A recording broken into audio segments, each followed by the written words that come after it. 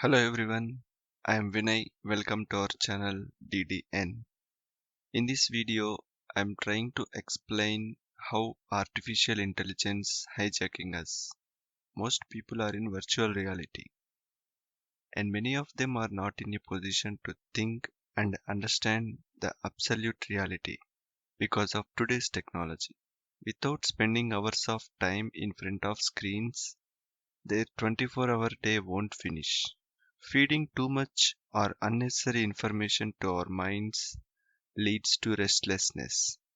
Some people may enjoy it, but few who are having attitude to achieve something, but with weak minds not able to reach their goals. I am doing this video inspired by the speeches and writings of great people who are contributing their lives for the welfare of society. Before I go into the topic, I am not complaining about artificial intelligence here. It's a general talk on the subject ethics and artificial intelligence. What are the areas in which we need to be watchful, concerned, and prepare ourselves? So I am speaking only from my perspective. Four areas of concern. The first area is attention. There was this documentary film which made some waves in the year 2020, The Social Dilemma, which talked about how social media is impacting two areas. One is attention and another is privacy. So, all these social media platforms like Facebook, Twitter, etc. Here, the first thing we can notice is that as enormous amount of services are provided to us, and it seems to be free. And there is a saying that if something is being provided free to you, then you are the product which is being sold, and that is true. What is being sold is our attention. So they talk about an attention economy. See what propels these technologies, what fuels these technologies. It is nothing more than money, of course. It's profit driven. And so what they discovered was it is not enough to provide interesting content online anymore. They must, in fact, specifically try to grab the attention of the person. The whole idea is that these platforms make money from advertisement, and so that demands our attention. What they have been doing in Silicon Valley is designing and fine tuning these platforms so that they kind of train us into distraction. Instead of concentrated and focused attention, we are being trained into distraction. Let me give a practical example of what is meant by this. Our phones. Have you noticed how once in a while they buzz or beep or there is a ting sound and something has come, maybe a notification, maybe a little message or a text or something? It seems innocuous, but there is something insidious there. The idea there is that it functions on the same psychology as the slot machines and gambling machines, for example. They provide us with some incentive to keep looking, to keep trying, and it seems it trains our neuropsychology to keep giving us bursts of dopamine once in a while, so that we get sort of addicted to keep looking at the device, at the smartphone or whatever. The more we look at it, once in a while, we get a little bit of pleasure. This is the psychology of addiction. What is the advantage to these platforms? We are looking at them more and more, and of course, that leads to more advertisement revenue for them. As far as I understand, this is the point of these constant notifications. One point here is that these technologies are not neutral. We always have this cliched idea that after all it is a technology, and we have been hearing this also, that is a technology that can have good uses and some bad uses. It's a tired old cliche. Some technologies are not neutral. Somebody explained it very well. In the western countries people have guns. They keep lot of guns unfortunately at home. So the practice is to keep the gun cabinet, liquor cabinet under lock and keep it so the children cannot touch them. Now, if the technology were neutral, it can be used for good or bad. Why would you keep it under lock and key? because everybody knows that there are some technologies which are more prone to accidents causing damage. This is the way our internet technologies are going, and the way artificial intelligence is a kind of technology like that which is not neutral actually, and it is already causing some kind of damage. Teachers and students are already talking about a phenomenon they call continuous partial attention. Continuous partial attention, it is something that we are all aware of. In fact, in meetings or in classrooms these days, you will notice it's not that people are not paying attention. People are paying attention, but only intermittently.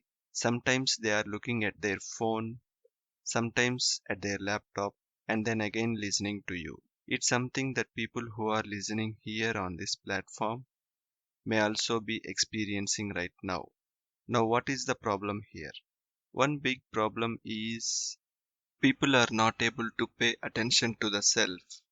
It damages their physical health, mental health, and emotional health. So don't neglect the self. Now, the more we become distracted, the more difficult it is to pay attention continuously. This has already having severe effects in education and in corporate life, in every sphere of human interaction, where people are always a little bit distracted. It will become almost impossible to focus or to concentrate on the self. So, this is one area of concern. The success or self development depends on attention. What these technologies are doing now and will probably do in an exponential fashion in the near future is to train us in the opposite direction. Surreptitiously, without our knowledge, from a very young age, children will be trained to distraction and restlessness. So, this is one point. The second point is community, selflessness, altruistic action. Basically, our instinctive urge is to act for ourselves. If one wants to transcend, one must extend the boundaries of the self. So engage in selfless action or in altruistic action or in service activities, for example. Now, what is the connection to artificial intelligence? One problem could be, and is already is, that these technologies tend to cut us away from our fellow human beings. It's a common sight everywhere. If you go to an airport, not in these pandemic days, maybe, but usually at an airport or railway station, you will see hundreds of people all sitting close together but not interacting with each other. They are all looking at their screens and they are absorbed in the screens. Half the time, people are on their screens. They are not looking around. It is said, why is it that it is so difficult to realize the truth about ourselves? The problem is that we are continuously externalized. Our senses flow outwards, so that is the problem. We are always looking at the world outside and not inside, and therefore it is difficult to realize the truth about ourselves. We are too much engaged in looking at the world outside. We should look within. It would be good if we were engaged in looking at the world outside, but we are not even looking at the world outside. We are looking at our screens. Imagine once how much more immersive that experience will be. The problem is that we might be so immersed in our virtual worlds that we forget to interact with our fellow human beings. We lose the sense of community, and that makes compassion more difficult. There have been studies which have shown that compassion first of all requires attention.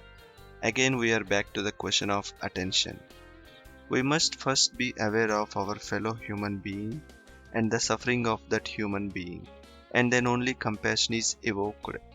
If we do not at all pay attention to the person next to us, how are we going to be aware of the suffering of the others? And where will be the motivation for compassion and for altruistic action? So, that is the second problem area. The third area of concern would be what might be generally called bhakti. All religions, theistic religions, it's about God.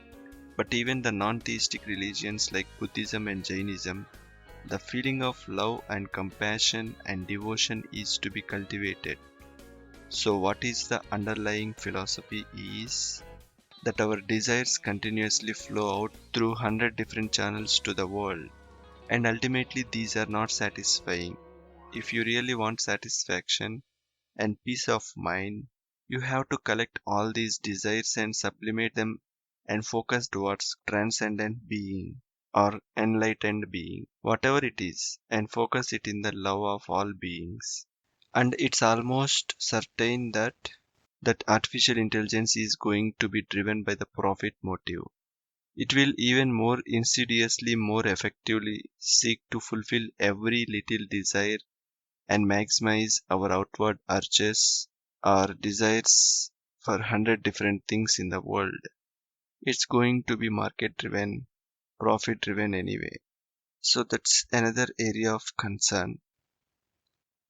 And finally, from the perspective of gaining knowledge, there is a curious similarity with the way artificial intelligence functions and how humans functions. But ultimately they are very dissimilar. What is the similarity? Both of them they inquire into our self, sense of self and then analyze it. We know that our apparent sense of self is that we are this limited body and mind. We are the witness of consciousness beyond body and mind. What artificial intelligence does also is it analyzes our thought patterns, speech patterns, and behavior patterns, building up enormous databases and then analyzes it using algorithms. So, the ideas of an algorithmic self. So, it can be analyzed and divided and then focused upon, like micromanaged sort of. But the problem with artificial intelligence is that ultimately it does not find anything higher or transcendent beyond this. So there is a huge philosophical difference. We now know the materialistic basis of artificial intelligence. To put it in one sentence, the basis of artificial intelligence is the data, which is ultimately material and can be infinitely subdivided and analyzed and controlled and manipulated. The human's approach is consciousness. It is not material, it is transcendent, and it is indivisible, and that is where we must seek to find meaning and peace and transcendence. So, these four areas of concern which we need to look for and manage in the years ahead. The area of attention, the importance of focus versus distraction, the area of altruistic action, unless we are connected with our fellow beings. And we need to afraid of unselfishness and altruism might disappear altogether in the near future. That is one area that might be impacted. And finally, the very philosophical idea: what is a human being? What is our ground reality, our fundamental reality? There seems to be a conflict between the artificial intelligence version of a human being and the spiritual version of what a human being is, or what we truly are. Wake up and find it out. If you like this video, please like, share, and subscribe to our channel. And in the comment section, please give your comments. Thank you for watching.